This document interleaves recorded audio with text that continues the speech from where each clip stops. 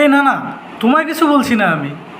আমি জানি আমার সাথে কথা বলা ছাড়াও তোমার হাজার একটা কাজ আছে, কিন্তু আমার তো তোমার কথা মনে পড়ে, তোমার সাথে কথা বলতে ইচ্ছে করে।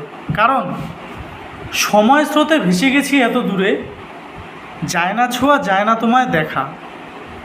একটা সময় বন্ধু ছিলাম দুজন, আর এখন তাতে আমিই পড়ে একা। করলে মেসেজ, দেখছো দুদিন পরে, জন্মদিনেও আসছে না আর ফোন। জেনে বুঝেও মানতে কেমন লাগে, ব্যস্ত তুমি সত্যি সারাক্ষণ। হয়তো তোমার 100 কাজের পরেও 100 আরও লাইন দাঁড়িয়ে থাকে। সত্যি করে হয় না সময় তোমার একটা দুটো ছোট্ট কাজের ফাঁকে?